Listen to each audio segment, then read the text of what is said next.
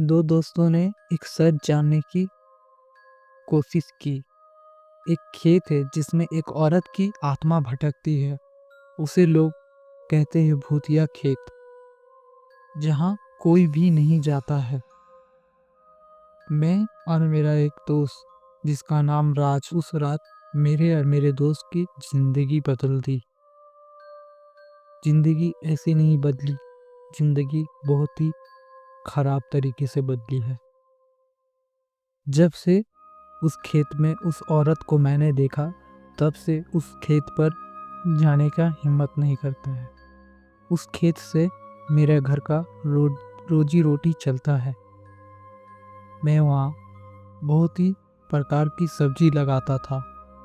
जब से उस रात को मैं उस औरत को देखा, तब से मेरे और मेरे दोस्त की हिम्मत नहीं करता है कि उस खेत में जाकर खेती करने का। जब से मेरे दोस्त और मेरे साथ हुआ है, तब से गांव में अफवाह फैलने लगा है कि उस खेत पर किसी औरत की रोने की आवाज़ आती है। एक दिन एक काका कहता है कि उस खेत पर एक गाय और भेड़ की लाश गिरी हुई है।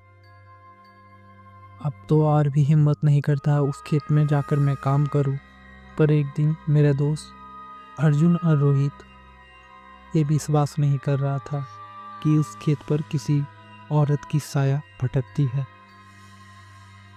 तो एक दिन वो सोचा कि एक रात हम भी जाकर देखते हैं ऐसा कुछ है कि नहीं। मैंने उससे कहा, मत जा, मैं और राज देख कर आए हैं। वो दोनों को हमारी बात पर विश्वास नहीं था, तो उसने सोचा कि एक रात जाकर देखते ही है क्या होता है। लेकिन रोहित डरा हुआ था। उसके मन में कहीं तो चल रहा था कि ये दोनों सच ही बोल रहा है। मगर अर्जुन की हिम्मत देखकर रोहित ने भी हाँ कर दी। एक रात वो दोनों योजना बना रहे थे उस खेत पर जाने की। उस खेत पर जाने के लिए दोनों रेडी हो गए थे। अंधेरी रात थी, चांद के अलावा और कोई रोशनी नहीं था। दोनों अपने हाथ में टॉर्च लिए खेत के आगे चल पड़ी।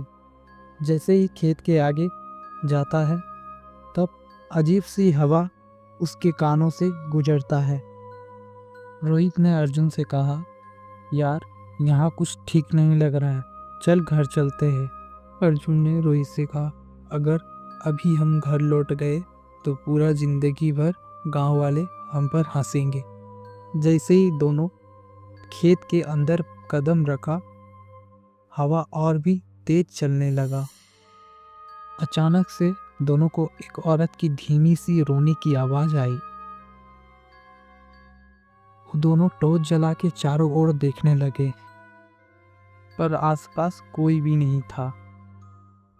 तभी राहुल की टॉर्च बंद हो गई। ये देखकर रोहित की सांस तेज होने लगी। तभी एक सफेद साया झाड़ियों के पास से गुजरा। रोहित चिल्लाया, कहता है, वो देख, वो देख, वहाँ कोई है। अर्जुन ने हिम्मत करके वहाँ पर टॉर्च मारा, पर वहाँ कोई भी नहीं था। वो जैसे ही पीछे मुड़कर देखा, एक भयानक सी चीख वो दोनों की धड़कन तेज कर दी। वहाँ से घर जाने का फैसला किया। रास्ते में दोनों एक दूसरे से कह रहा था कि और कभी भी इस खेत पर नहीं आऊँगा, अब मैं कभी भी इधर नहीं आऊँगा। पर कुछ दिन बाद गांव पे उस औरत की रोने की आवाज़ आने लगी। तभी एक बुजुर्ग बूढ़े ने उस दोनों को बुलाकर कहा कि तुम इन दोनों ने उस खेत में जाकर छेड़खानी की, वहाँ का सामान यहाँ लाकर तुमने बहुत ही खराब काम किया है कि आत्मा को तुमने जाकर पुकारा है। अब वो घरे घरों में जाकर किसी के दरवाजे खड़खड़ा रहा है, या तो रोने की ऐसी ही भयानक भयानक आवाज कर रहा है कि आदमी लोग गांव से निकलने के लिए 10 बार सोच रहा है। पर गांव के बुजुर्ग लोग वो दोनों से कहता है कि अभी तुम दोनों ही वहां जाकर इस समस्या का समाधान करोगे?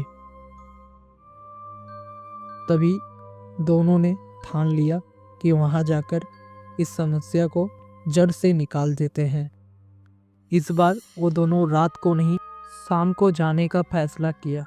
साथ में एक पुजारी को भी लेकर गया। पुजारी वहां जाकर अपने सामान को रखकर एक आग जलाकर चारों तरफ एक मंत्र पढ़ने लगा। तभी उस औरत ने प्रकट लिया और जोर से चिल्लाकर कहता है कि अब तुम्हें कोई नहीं बचा पाएगा मुझसे।